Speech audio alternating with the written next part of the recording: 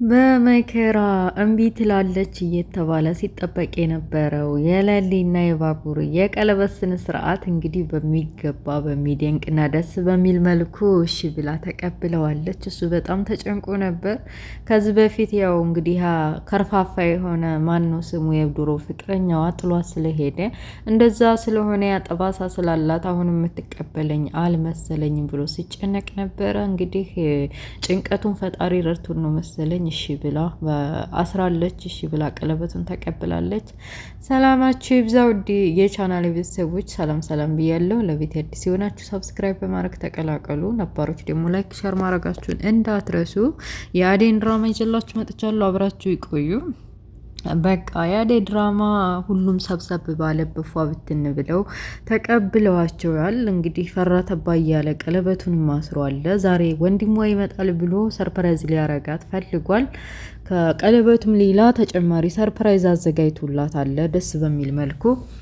ዶክተሩ እንግዲህ ቢዛ በመሀል ስለወደቀችበት ለማከም ብሎ ይዟት ሄዷል ሐኪም ቤት። ካከማት በኋላ እና የሚገባትን መድኃኒት ከሰጣት በኋላ ምንድነው አንቺ ምንድነው የሚሻለሽ? አውቀሽ ነው የወደቅሽው አይደለ? ፊት ለፊቴ መቼም አሞሽ አይደለም ብሎ ሲጠይቃት እሷም እንደተለመደው እባክህ ይቅርታ አድርግልኝ፣ እኔ ሁሉን ነገር አሁን ረስቻለሁ። ከዚህ በፊት መድኃኒት በመጥፎ መድኃኒት በማዘዋወርና መጥፎ ስራዎችን በመስራት ነበር የምታውቀኝ። አሁን ተስተካክያለሁ፣ ስራህን ቀጥረኝ ወይም ደብዳቤ ጻፍልኝና ወደ ሌላ መስሪያ ቤት እንድቀጠር አርገይ ብትለው ዶክተሩ ከዚህ በፊት ያላትን ስራ ስለሚያውቅ ድጋሜ በጭራሽ ስህተት አልሰራም እና ሁለተኛ እንደዛ አይነት ነገር አላረግም ብሎ አባሯታል ከቢሮ ማለት ነው። በተረፈ ሩታ እንግዲህ ወደ ቤት ተመልሳለ። የተፈጠረውን ነገር እየነገረቻት ነው። እሺ ብላ ዶክተሩም እንግዲህ እንዲተረጋጋ ብሎ ያለውን እውነት ነግሯታል። ሌላ ምን በደንብ የሚያፈቅራት ሴት እንዳለች በህይወቱ ሌላ ሴት እንዳለች እና እሷም ሌላ የሚገባት ወንድ መጠበቅ እንዳለባት የሚያፈቅር ልብ እስካላት ድረስ ለእሷ የሚገባት ወንድ አንድ ቀን እንደሚመጣ ሳምኖ ቤት ልኳታል። እሷም እንግዲህ ያለውን ነገር እያጫወተቻት ነበረ።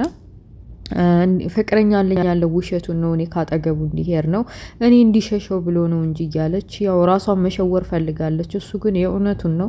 ያው እንግዲህ አደይ የዴቭ ብትሆንም እንኳ አደይን ከማፍቀር ወደ ኋላ አላለም። አሁንም ቢሆን ሰርጋቸው እየተቃረበ መሆኑን ካወቅም በኋላ ማፍቀሩን አላቆመም። መቼም ይሄ ልብ የሚባለው ነገር ከባድ ነው የሚሆነው። የሚያፈቅረውና የማያፈቅረውን የሚወደውና የማይወደውን ለይቶ ማወቅ ይከብዳል። ሰው እንዴት ለትዳር የተዘጋጀ ሴት ያፈቅራል? እና በቃ ልደውልለት አልደውልለት እያለች ግራ ገብቷታል። ወይም ደግሞ ከሱ ጋር የሚያቀራርበኝ ያው እንግዲህ ዳይመንድ ነው እና ከዳይመንድ ጋር ደውዬ እሱም ይዞኝ ሄድ እያለች በውስጧ እያሰላሰለች ድንገት ጮኸችባት። ያው ያለውን ነገር እውነቱን ነግራት ነበር የጮኸችው። ስትጮህ ሰምተውት እየመጡ ምንድነው የሚያስጮኋችሁ? ምንድነው እንደዚህ የሚያስጮኋችሁ? እኔ ልሞት ነው እንዴ? ሊገሉኝ ነው እንዴ? ስርዓት አይኖራችሁም እንዴ? እያሉ ተቆጥተዋታል። ሮማንም እንዲትረጋጋን በዚህ ሁኔታ አስሬ ዶክተሩ እያለች ለራሷ ጊዜ መስጠት እንዳለባት እሷም መኮራ ማለት እንዳለባት እና ስርስሩ መገኘት እንደሌለባት እንግዲህ በምታውቀው እውቀት መክራት ነበር። ግን በከባዱ ስለተጨመደደ ስለያዛት ፍቅር ተብዬው የምትሰማ ፍጥር አይደለችም። ኤፍራታ ስልኳንም አንስታ ለመደወል እያሰበች ነበር፣ ግን አልተሳካላትም። ከዛ በተረፈ እንግዲህ ለሊ ፕሮግራም ለማብቃት እየተዘጋጀ ኬኩ ከተበላ በኋላ የባቡሬ እናት በእንዲህ ነው ጸጥ ረጭ ማለት ሙዚቃ የለም ወይ ደመቅ ሸብረቅ አድርጉት እንጂ ብለው እንግዲህ ዳይመንድ ሙዚቃ ሳልሳ ዳንስ ደንሱ እንጂ ምንድነው እውነትም እኔ ዝም ብዬ ያለ ሞባይሉን ሙዚቃ ለመክፈት እየታገለ ከፍቶ ለሊና ባቡሬ አደይና ዴቭ እንደማንም እየደነሱ ደስ በሚል ሁኔታ ጥሩ ጊዜ ያሳልፈዋል። ከዛ በተረፈ እንግዲህ ወንድሟን የሁለተኛው የለሊ ሰርፕራይዝ እንዳልኳችሁ ከእስር ቤት አስመልጦታል። ፊት ለፊት ደግሞ ያው እንግዲህ ዴቭ እንደዚህ ጥሩ ዝግጅት ለማድረግ ለሊንም ከጎኗ ሆና ያለውን ነገር ለማስተባበር እና ለማሳመን ስለተተባበረቻቸው ዴቭ እንግዲህ በየትኛውም አጋጣሚ ለአደይ የሆነ ስጦታ ማዘጋጀት አለበት ብሎ ስላሰበ ነው መሰለኝ ምርጥ ቀይ አበባ ሲሰጣት ፊት ለፊታቸው እንግዲህ ኪንጎና ፍቅረኛው ግራ ገባት። የኪንጎ ፍቅረኛ ግን እንዲሁ ምን አይነት ፍጡር ናት? እንዲሁ በቃ ከሰው ኮፒ ማድረግ ትወዳለች። ሰው ላይ ያየችው ነገር ሁሉ በቃ ለምን ለኔ ያልተደረገም ትላለች። ምኒቱ ስልባቡት ናት። እኔ በጣም ነው ያስጠላችኝ በእውነት። ኤኒዌይስ አበባውን ሲሰጣት ዴቭ እሷም እንግዲህ ተበሳጭታ ቀና ብላ ኪንጎን አይታ እሱም አበባ እንዳላመጣላት ተረድታ እየሮጠች ወደ ውጭ ስትወጣ የሌሊን ወንድም ከእስር ቤት የተፈታውን ድንገት ተጋጩና ወዲህ ሊሄድ ነው ይሄ ሰውዬ እስር ቤት አልነበር እንዴ ምን አስፈታው እያሉ እየገረማቸው ወደ ውስጥ መግባት እንዳለበት እየነገረ ወደ ውስጥ ገባ። ኬኩም እየተበላ ወይኑም እየተጠጣ ደረሰ። እንግዲህ ከእስር ቤት የወጣው የሌሊ ወንድምና ዳይመንድ አይዋደዱም ብዙም ያው ስራውን ስለሚያውቀው በተለይ ሰፈር ለሰፈር ከዚህ በፊት ሌሊን በማሳበድ የተለያዩ ችግሮችን በመፍጠር ስለሚገናኙና ስለሚደባደቡ ስለሚያውቀው በቃ አቡሬ እንግዲህ ከዚህ በኋላ ፕሮግራሙ ተጠናቋል። እኔ አሁን ከዚህ በኋላ ማስፈልግህ አይመስለኝም ልሄድልህ ብሎ ተነስቶ ሊሄድ እኔ ስመጣ ነው እንደምትሄደው ምን አባህ ሆነሃል ብሎ ነገር ሲፈልገው በቴስታም ሊለው ሲታገል እንግዲህ የዋላ አይደል አንዳንድ ሰዎች ስንባል ነገሩን ስንለምድ ሰዎች ስንላመድ በአፋችን የማንናገረውን ነገር በውስጣችን የምናስበው አንድ ቀን ፈልቅቆ ያወጣል ማለት ነው ይወጣል። እና ይቺ የምታዩት ልጅ ውስጧ ያው ከላይ አንተ ወግድልኝ ወደዛ ሂድልኝ ካጠገቤ ራቅ ምናምን ብትለውም እንኳ የሆነ ነገር የሆነ ችግር ውስጥ ሲገባ ግን አላስቻላትም። የባቡሬ ወንድም እንግዲህ በተስታ ሲያወልቀው እንዴት እንደዚህ ታደርጋለህ ብላ የወይኑን ጠርሙስ አናቱ ላይ ከስክሳበታለች ማለት ነው። እና ዳይመንድን በዚህ ሁኔታዋ ደስ ብሎታል። እኔ የጠበቅኩት ኪንጎን ነበር። ኪንጎ ወንድሜ ከጎኔ ቆሞ አይዞህ እያለ ከኔ ያግዝልኝ ብዬ ስጠብቅ ጭራሽ ምንም የማላቃት ልጅ እላው ላይ ጠርሙስ ከሰከሰችበት እያለ ዳይመንድ ማነው ኪንጎም እየሳቀበት ነበር። የሆነ ኪዝማ እንዳላችሁ ገብቶኛል። ያለ ምክንያት ጠርሙስ አውጥታ ላው ላይ ያልከሰከሰችበትም የሆነ ነገርም አለ እያለ ሙድ እየያዘበት ምን ይኖረዋል እሷ ስላሳዘንኳን ነው እንጂ እያለ ያለውን ነገር አስረዳው። ከዛ በተረፈ እንግዲህ እቺ የምትላላጧ የት ከርማ እንደሆነ ባናቅም እቺ ዴቭን እፈልጋለሁ ብላ ከአሜሪካ የመጣችው ልጅ መጣች። ብር ብትቆረቁር በመጨረሻ አሹ ከፈተላት።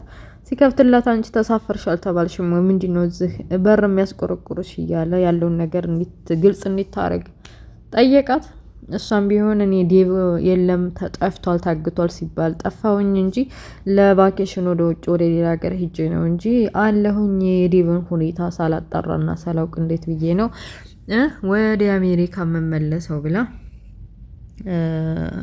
ነግረዋለች። ከዛ በተረፈ እንዲዝ አንቺንማ እዚህ ቤት አላስገባም ብሎ ድጋሚ በሩን ሳይከፍትላት ለዋ ላይ ጠርቅሞባታል።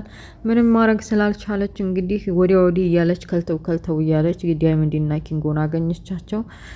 አንቺ ምን እየሰራሽ ነው ብለው ነይ በዚህ ብሎ መንገዱን ሊያሳያት ይሞክራል። በዛው ሞባይል የሚወሰድ ገንዘብና ሞባይል ካላት ብሎ ነበር ግን አልሆነለትም ዳይመንድ። ከዛ በተረፈ እንግዲህ ያው በብርጭቆ የተፈረከሰው ልጅ ሐኪም ቤት ይዘውት ሄደዋል። ያው ሐኪም ቤት ሲሄድ እንግዲህ የሐኪሙ ዶክተሩ እስር ቤት መኖሩንና ወንጀለኛ መሆኑን ስለሚያውቅ ሊናገር ነበር ለፖሊስ ማለት ነው። አዴና ዴቭ እባክህ ለሌሊ ስትል ተው ብለው በመከራ ለምነው ዴቭን ቢለምነው እምቢ ብሎ በመጨረሻ ለአዴ ግን እሺ ብሏታል። ታካሚው እንደው ምን አይነት አስማተኛ ሰዎች ፍጥረታቶች ቢሆኑ ነው ሴቶች። ዴቭ ስንት ሲለምንህ እምቢ ብለው አሁን ለአዴ በአንድ ቃል እሺ ትላታለህ ሲለው ተመልሼ ለፖሊስ እንዳልደውል አፍህን ዝጋ ብሎ ድጋሚ እንግዲህ ከዛ ሐኪም ቤት አሽጌልሃለሁ መውጣት ትችላለህ ብሎ ለሌሊ ሲባል የሌሊን ወንድም ድጋሚ እስር ቤት አላስገቡትም። እስር ቤት ያለችው እንግዲህ ከመስሪያ ቤት መረጃ እያወጣች ራሷን ነጻ የምታረገው ቃለ መጠይቅ እያረገላት ነበር።